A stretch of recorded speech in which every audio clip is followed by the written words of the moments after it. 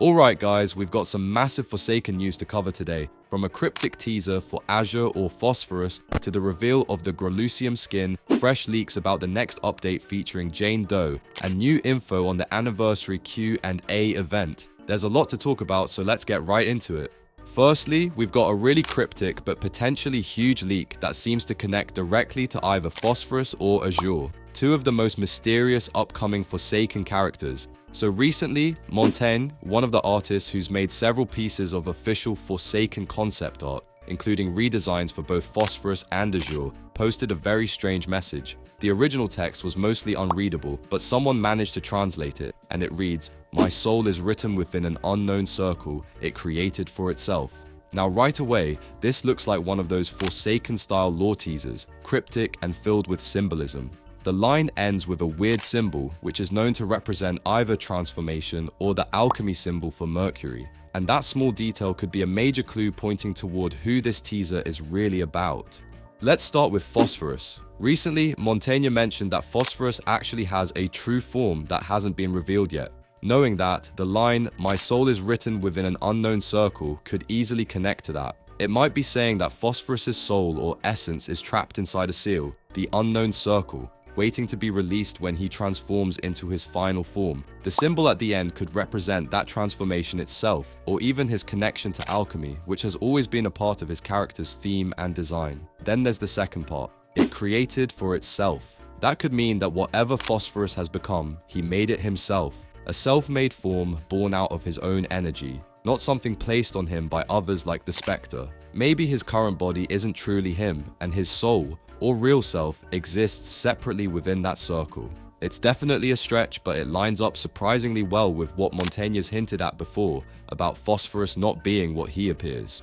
Now on the other hand, Azure fits this message just as well, maybe even more. He recently got his redesign, also made by Montaigne, and fans have noticed several connections between Azure and Phosphorus. The line, "My soul is written within an unknown circle," could easily reference Spawnism, which is central to Azure's backstory. For those who don't know, during his sacrifice, Two-Time placed Azure directly in the center of the Spawnism circle, a powerful ritual that essentially corrupted and remade him with help from the Spectre's influence. That event marked his transformation from a human into the monster-like form we know now. The symbol representing transformation ties perfectly into that, suggesting that this teaser could symbolize Azure's rebirth or the moment his soul was rewritten within the ritual circle. In other words, that circle is where Azure's soul was written, fitting the quote almost word for word.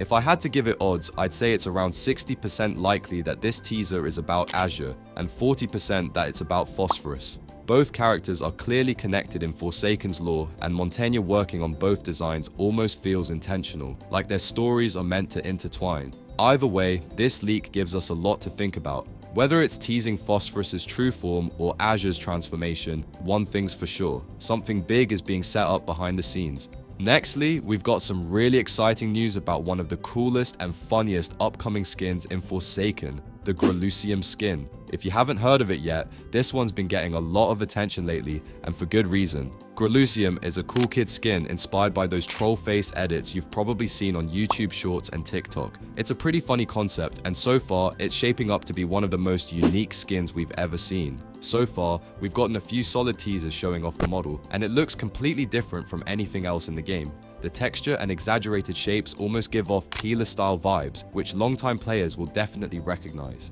And then there's his chase theme, which is absolutely wild. It's a funk remix of Ready or Not. Yeah, you heard that right. It sounds hilarious on paper, but somehow it actually works. The beat fits perfectly with the chaotic energy the skin has. Now, here's where things get even cooler. This skin has apparently been in development for over 5 months, which is much longer than the usual skin production cycle. Because of that, a lot of people are expecting it to come with custom animations, minions, and possibly even special visual effects. The devs clearly want this one to stand out. The latest leak also revealed something pretty huge. Grollusiam will have 4 different LMS themes, that's right. One standard version, one with 7N7, one with Shedletsky, and one that's still a complete mystery. That's insane, because no other skin in Forsaken has ever had multiple LMS themes. It basically means you'll get a different LMS experience almost every match, which makes this skin even more special. And the newest teaser just took things to another level. Grollusiam was spotted locked inside a cage in the Yellow 1 map. Apparently there's even a key somewhere that can unlock the door, but it doesn't seem to work just yet. My theory is that this might be part of an event or private server unlock system where you'll have to find the key or complete a challenge to access him. If that's true, Grollusiam could end up being a private server exclusive skin, which would be both awesome and a little disappointing since most of the community would want to use it publicly. Still, nothing's confirmed yet, so there's a chance he might be fully playable in normal lobbies too. Either way, it's clear this skin's going to be something special. Between the cool design, unique music, and months of development, Grollusiam might just become one of the most iconic Forsaken skins yet.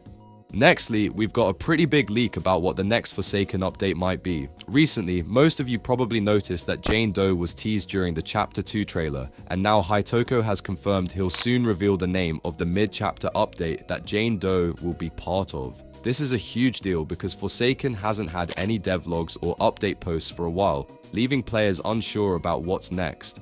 Once the update name is announced, I think we'll start seeing a lot more teasers, things like new animations, movesets, and sneak peeks at what the next batch of content will include. Since this is labeled as a mid-chapter update rather than a full new chapter, there's a chance Jane Doe might be the only major character releasing this time around. That said, it's also possible the devs just don't want to label every release as a brand new chapter since it will get repetitive pretty quickly.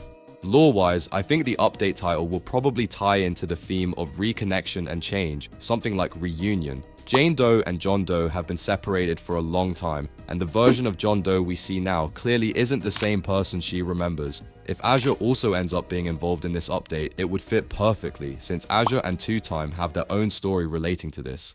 Either way, this leak confirms that the next update is much closer than we think, and it's looking like it will focus heavily on returning faces, emotional reunions, and the aftermath of everything that's changed since Chapter 2. Nextly, we've got a really cool anniversary event going on right now, and it's honestly one of the most creative ideas Forsaken has done in a while. So recently, Hytoko made an announcement explaining that the Spectre has given the survivors some extra time to rest, and during that time, they'll be asking each other questions to learn more about one another. The fun part is that you can actually take part in it. Through a Google form posted in the official Forsaken Discord, players can submit questions for the survivors to answer. Your question might even get picked and answered from the survivor's perspective, which adds a cool, in-universe touch to the whole thing. Now you can ask questions about the killers too, but obviously the killers themselves won't be answering. Instead, the survivors will give their takes, which will probably be a bit vague and mysterious. You'll have until the 11th to send in your questions, so if you want to participate, make sure to join the Forsaken Discord and fill out the form before the deadline. Bess also confirmed that you can ask lore-related questions, and any that get answered will eventually become canon, which is really cool. That means this event isn't just for fun, it's actually a chance for the community to shape Forsaken's lore and fill in some of the gaps. This feels like a modern version of the 12 Days of Krishikan event, where during Christmas we'd get 12 days of lore drops about different characters. But honestly, I think this new format is even better. It's interactive, it gets the community involved, and it lets fans directly ask the things we've been wondering about for ages. It's also great timing, since a lot of players have been asking for more lore lately. Some characters have really deep backstories, while others barely have anything at all. This event is a perfect way to balance that out and give more characters their moment in the spotlight. Overall, it's a clever and refreshing way to celebrate Forsaken's anniversary while expanding the world we all love. Anyways, that's all the Forsaken news for today. Remember to stay safe, and I'll catch you all in the next one.